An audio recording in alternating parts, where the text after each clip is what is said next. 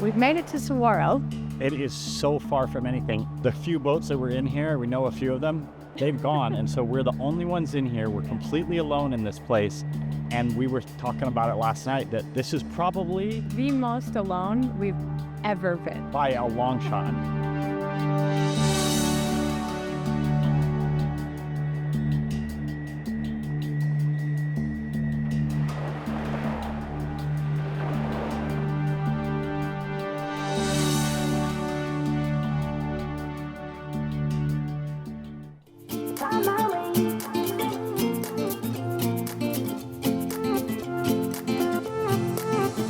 A new place, a new home, for a while, let me feel alive.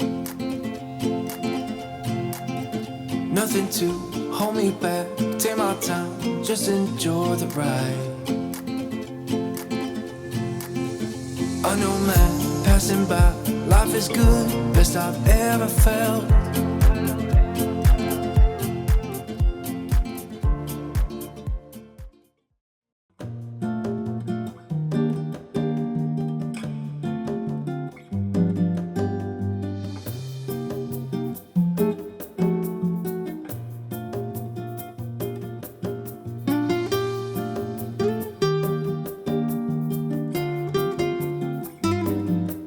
We still got black tip sharks around here. Yeah. Oh boy. Wow. We got a few.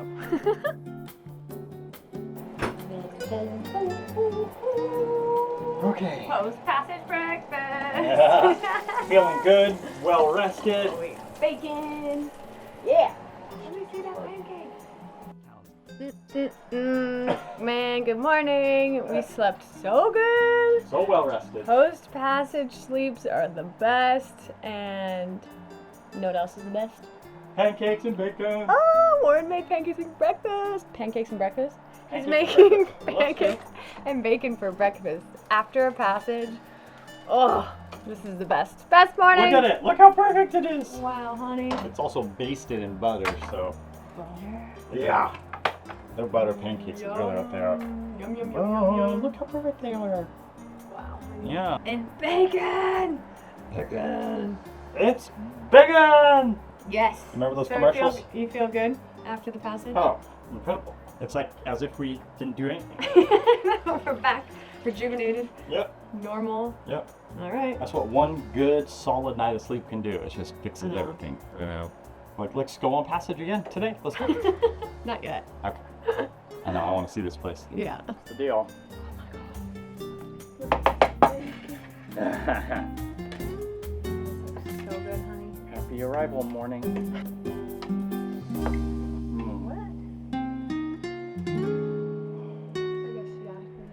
Oh my god. So good. It's hot.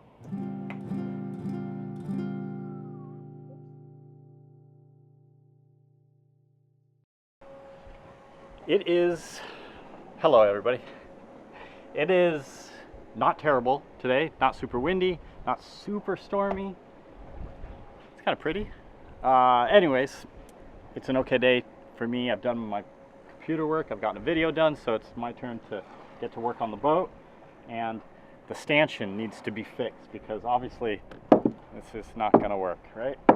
So it broke off right here. Not a great design. There's not much else I can do in the middle of nowhere. So I'm gonna drill holes in the thing and actually drill it in. I'm gonna anchor it back to the fiberglass and probably just call it a day on that and not really worry too much about it. I'm gonna have to do it on another stanchion too because it's real close to breaking off. So it's kind of the name of the game when you're out here. It's just do whatever you can do to make it work and keep it from leaking. Should be good. And then also I got to go up the mast too. I've talked a bit about the dang halyard that's in such bad shape right now. What do you got? What are you doing? This is not good. Okay, it's just a stable place that I can keep the binoculars steady. We chafe again all the way through the sheath, all the way through the sheath of the main halyard right at the top of the mast. Really? For whatever reason, when the main is all the way up, it just saws through the main halyard. 2 years old, it sucks, you know? But I think I can save it and get it all working right. Hope. the plan.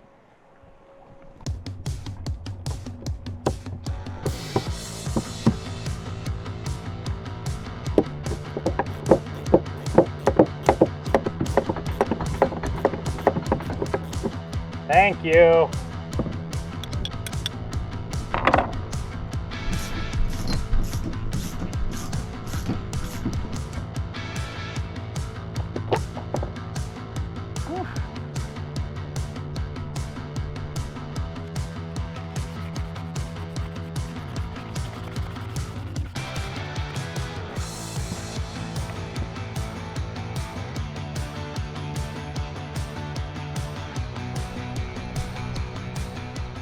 Alright, well, I've got it braced up temporarily to kind of hold the tension and keep them right in place. I've got them glued. I've got the one bolted up that still has a bolt. And the next thing I'm going to do is basically just drill into the bases and sink some screws in there to hold them in place. And that's really about the best I can do now. Yep.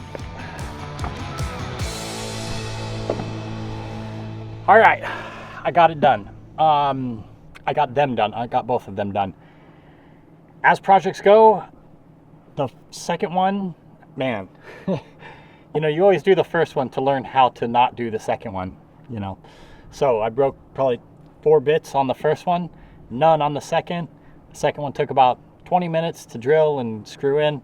The first one took, I don't know, well over an hour. They do not look perfect. They are solid. If I lived somewhere where I had access to more stuff, what I would do, and what I will do in the future, I think in New Zealand, is probably take them all off, clean them up, and then I'll drill them out with a drill press and like open up the hole so that the screws can seat very nicely, and then I'll rebed all of them in glue so that they don't leak, which one of them I know does, and then it'll be prettier. Not that pretty matters that much, but kind of does. I mean, I want this to look nice. It definitely will hold and do the job, and I'm super happy with it given what I have to use out here. You know, that's great. We can sail on, but I sure wish it looked a little nicer, but that's okay. You live and you learn and you do what you can out here, right? That's it. So I'm happy. It's time for a beer, probably a swim. It's a good day. Whoa, cover up. What do we got? There are some black tips and some grays. Okay, big grays. Yeah, I mean, probably the biggest I've seen in a while. The 2 darker ones down below. Get them back up here where they were at the surface. That was amazing. Come here. Come here. There he is. Oh my god. There he is. Oh my That's a big dude. What? What? He's a big gray. 2 of them there. There they are. Never a dull moment. Beautiful.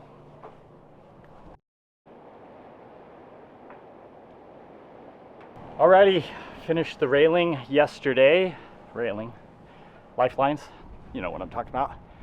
And today I'm going to take care of the halyard. It's not as calm as I'd hoped it would be to go up the mast. It's nice when it's really calm and I don't get banged around a lot, but I think this might be the best that I'm going to get.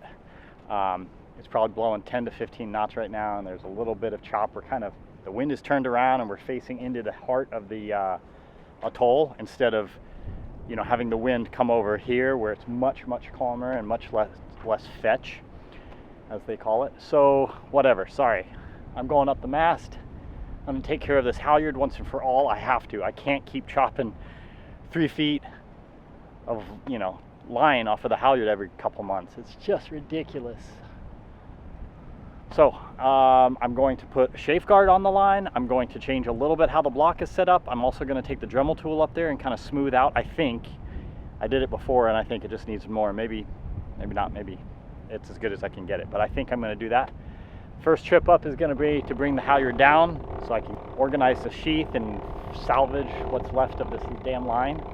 And then I'll go back up there with the tools I need. You know, I can inspect it on the first time. But the halyard has, the sheath, since it completely severed, has fallen down. And look at this. It's just all collected Not good.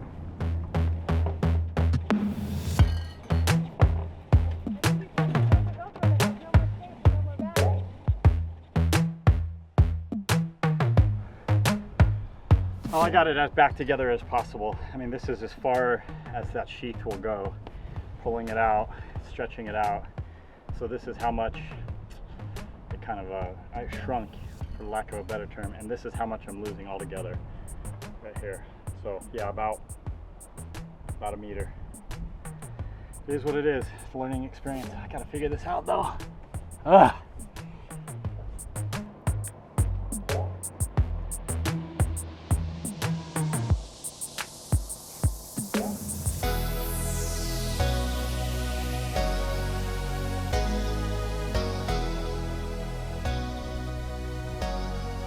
We're gonna get some rain here soon. Better get this all done. This is a three-prong approach to solving this issue. The first one was going up the mast and smoothing out the aluminum sheave entrance. Did that as best I possibly could without the mast being down or the boat being on the hard and maybe still, I don't know. The next is I sewed in a protection section on the main halyard right where it is typically having issues. So if there is still a little bit of chafe, hopefully this will help protect it.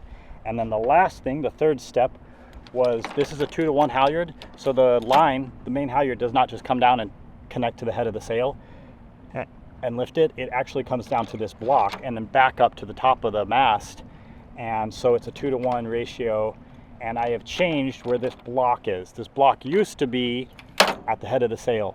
And so by moving it inward to the top car here, what I hope I've done is I've moved it closer to the actual pivot point, because I think what the problem is as this boom swings over to the side on like a downward run like this, what it does is it makes the halyard, you know, cockeyed as it exits the sheath. And so that's where it's chafing. So if I can get this block to get as close to this pivot point as possible, that means that the halyard will have to deflect the least amount possible. And so any one of these, by any reasoning, any one of these should work as a solution. But none of them have on their own in the past. So now I'm going to do all three of them at the same time and hope, because I don't have much more of this halyard I can cut out. So I hope this does it, man, because not only am I tired of doing it, but I'm running out of line. Alrighty. Yeah, let's go.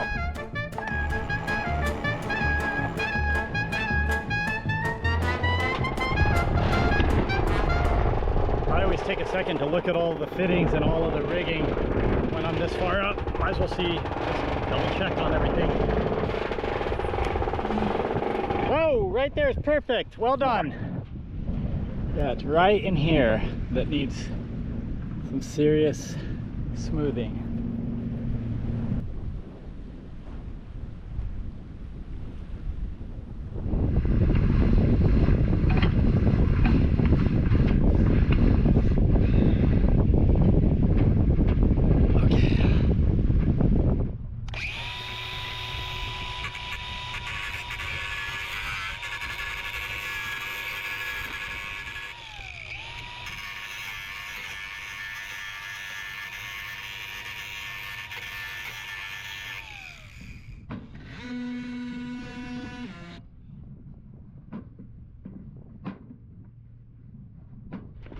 Woo!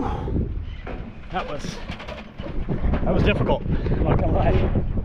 My legs are taxed right now from gripping the mast, trying to stay put. Woo! Alright.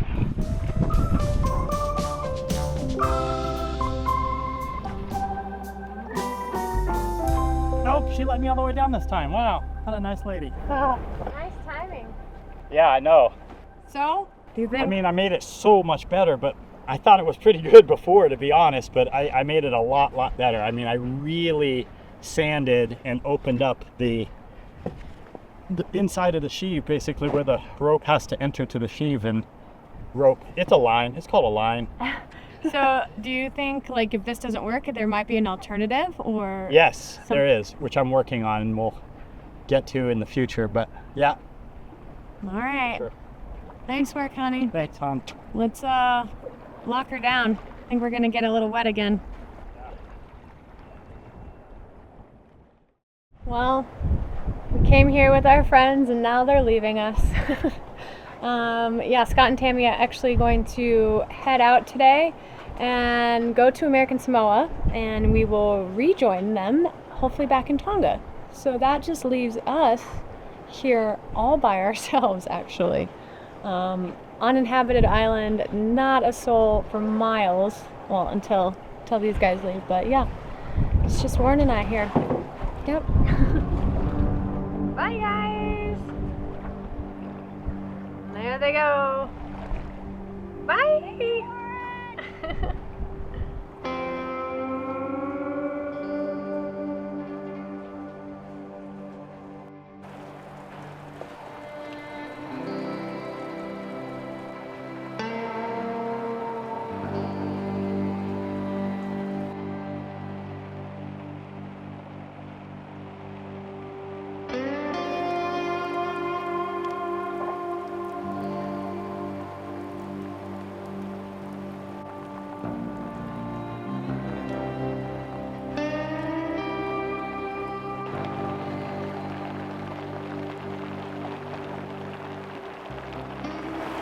What do you think? This is crazy. I mean, it started raining like this at 3, maybe, and it hasn't stopped. And it's almost 8 a.m. Is this part of like the system, I guess, that we've been avoiding or wanting to avoid? Yep, it is. This is what we did not want to sail in. No.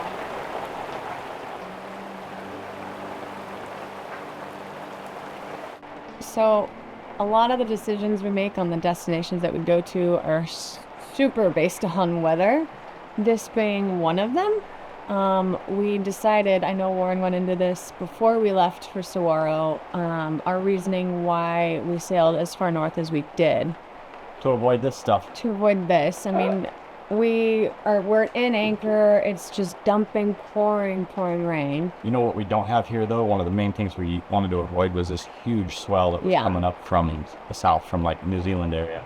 So that's good. I mean, we're experiencing this part of the system in the storm, not the swell, but more or less just the rain. But we're looking again as far as weather when we're going to depart to head, I guess, either to Nui or Tonga. Yeah, Nui or Tonga at this point. But what does it look like to you? Well, we've got systems kind of all over. The next couple days here should be very, very pleasant, but as you'll see, a lot of wind kind of builds and comes up from the south, and that's where we're heading. We're heading about, due southwest, and so it wouldn't be terrible. I think it would be quite a bit on the beam, and then but look at this build. Like, that's a lot of wind right there. That's in the 30s, the high 20s and the 30s. So we would probably, along with that, is some pretty sizable swell. So. And is that to Nui or is that to Tonga? That is to Nui. Tonga's down over here. We're heading to Nui is our hope. And there is a possibility we won't make it, right? There is a possibility that we will not be making Nui. We're certainly going to hope for it and try for it. But yeah, a lot of wind comes in, and see it just stop because it will only predict so far in the future. Yeah. Yeah, so we'll see. All right.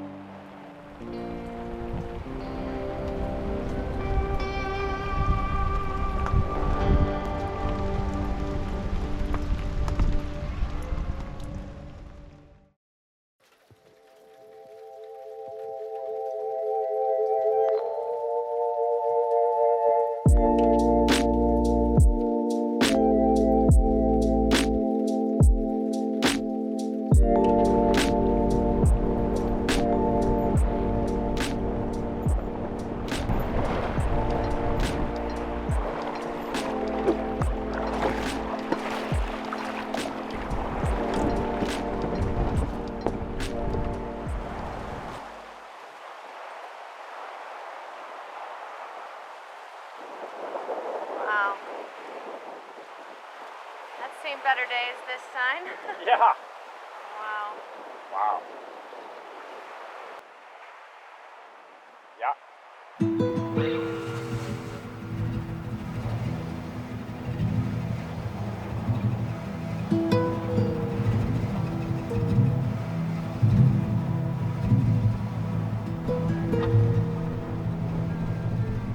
Well, we have made it to Suwarrow. We are here, and it is really not that much different from any other island we've been to in French Polynesia in the Tuamotus. Yeah, geographically speaking, Right. it looks very much the same. Yeah.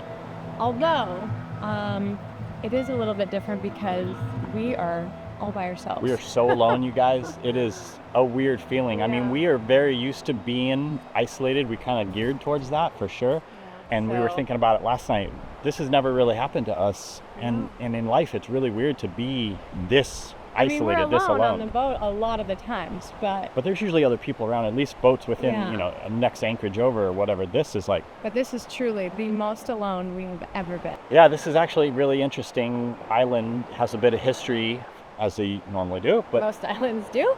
Yeah, this one's unique in the sense that there was a guy from New Zealand who actually chose to live here by himself.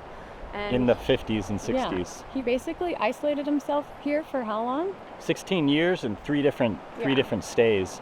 Yeah. And he wrote a really interesting book. Actually, it's called An Island to Oneself. Kind of well known for those who travel through here, and certainly from New Zealand. So Yeah. yeah, Other than that, as of right now, modern day, this is actually a national reserve, national park. And normally there is a ranger. There's a ranger station, there's a house and Yeah. everything. But we heard rumor, unfortunately, the man has passed. So there is no one here currently. Literally, we are the only two human beings yep, out here at the moment. wild. But yeah, we're going to go check out the whole area. The home because- and cabin, whatever it is. Yeah. See what's here, just in case we do end up being here all by ourselves. Yeah. What do we got? Yeah. Alright. Okay, let's go.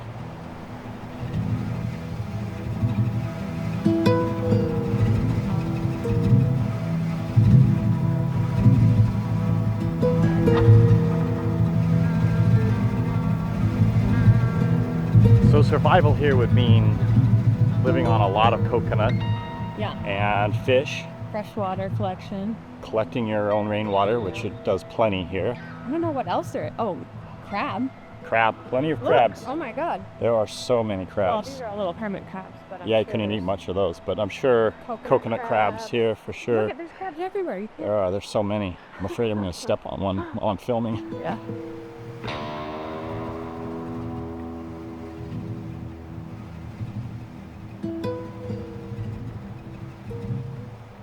Well, I don't know what I was picturing, but like this is a pretty decent structure. I know this structure beats a lot of the ones that we've seen on other even habited islands. Yeah.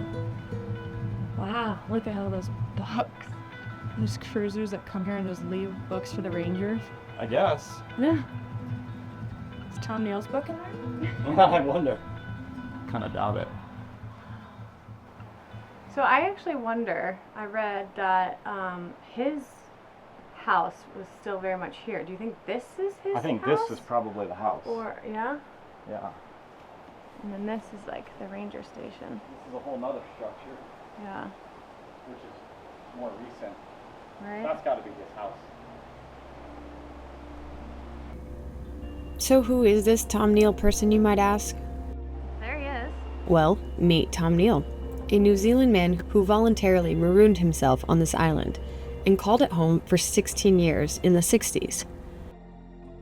He wrote a book called An Island to Oneself, which recounts his journey of solitude and self-discovery on this very remote island in the middle of the Pacific Ocean. Tom wasn't a sailor, nor do you have to be one to appreciate the adventure and the resilience of the human spirit as he recounts his life and the years he spent on Suwarrow.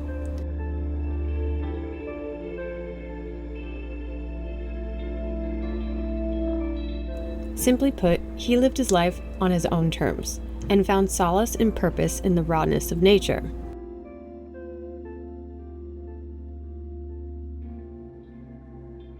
Growing up in the wilderness of the Rocky Mountains of Colorado, The call of the wild has always echoed in our hearts for both Warren and myself. The curiosity of survival and the rugged embrace of nature has been a constant presence in our minds, igniting a deep-seated desire to test our own resilience and adaptability in the face of untamed landscapes. Hence, maybe why we're here today, and living this lifestyle we chose for ourselves on the boat.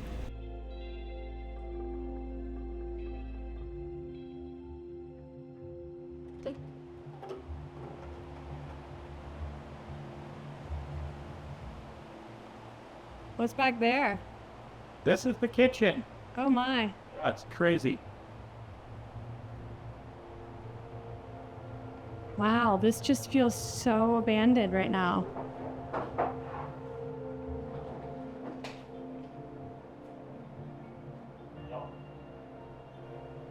It's not abandoned by spiders, though. Oh really? Are you okay? Well, I'm going through a lot of... Oh my Look at gosh. these crabs eating the... whatever that is. Probably flour of some sort.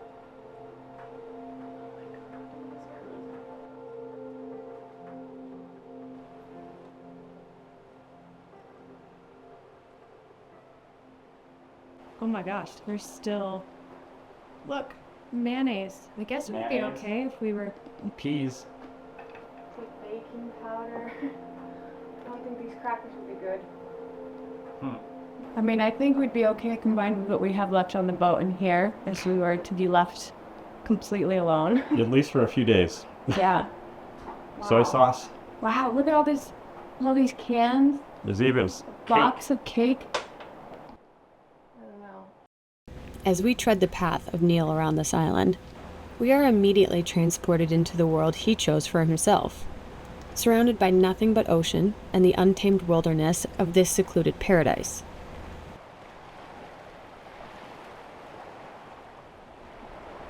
Even now, some 40 years later after Tom's time here in Suwarrow, rangers who reside and patrol this island are met with a similar experience, albeit with a few more modern-day elements are completely alone, with the exception of those few sailors who pass this way. Even in such paradise, we ponder the idea of surviving alone on this island. Could you do it? Could you I voluntarily could. live out here? I could. I wouldn't want to, but of course we could. It would certainly not be my first choice. I'll tell you that much right now. Yeah. It would be tough given what we're used to. Yeah. I mean, we live very well on our little boat, We live comfortably. very comfortably, especially when you look at this situation. It puts it in perspective just how comfortable we really are. Right? Yeah. This would do. I mean, we would survive, we would live, Yeah. but man, it would take some adjustment. Absolutely. You'd have to get used to the spiders and the creepy crawlies and yeah. The solitude and peace that comes with isolation are enticing, yet the prospect of complete aloneness can be daunting, even for the most independent souls. I don't know where I'm stepping. I'm scared. I don't want to step on a crab. You know, I like having my alone time, but I don't think I'd like having my alone time this much.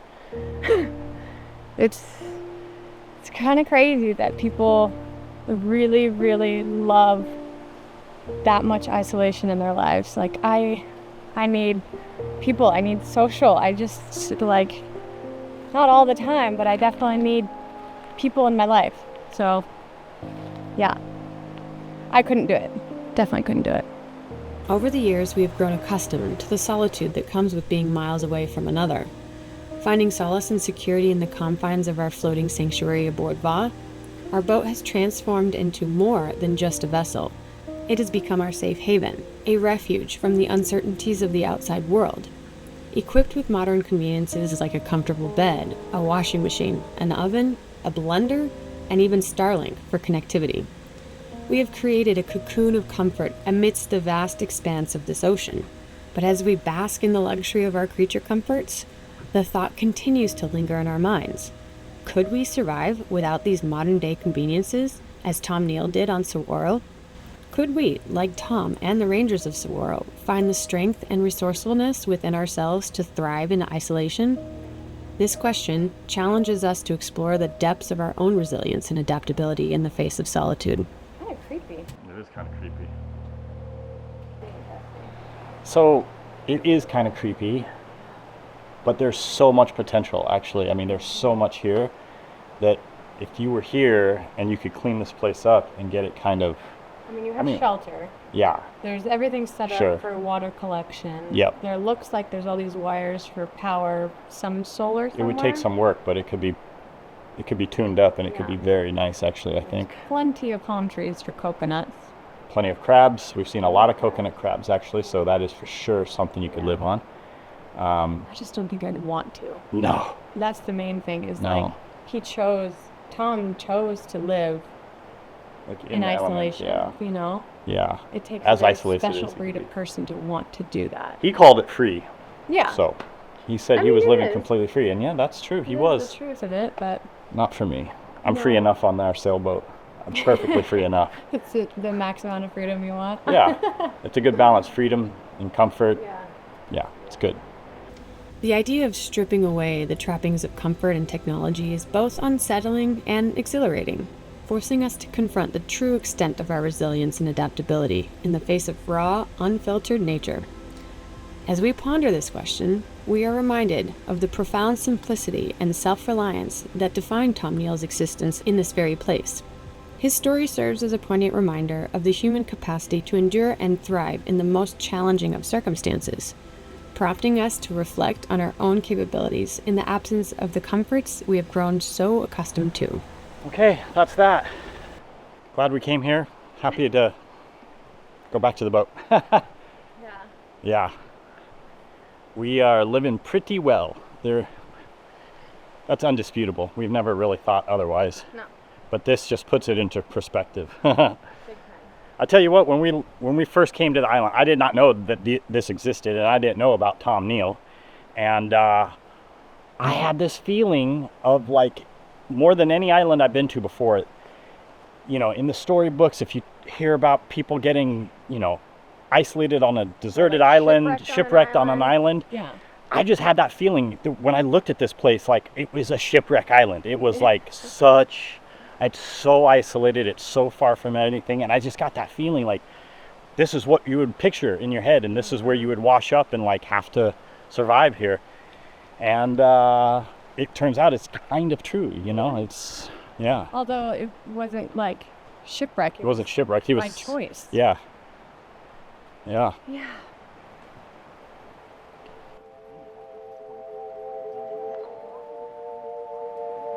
Well, that's it for this week's episode, everyone. Thank you for joining us. We hope you enjoyed this one, and we will leave you with one question to ask yourself. Would you want to live on a remote island all by yourself?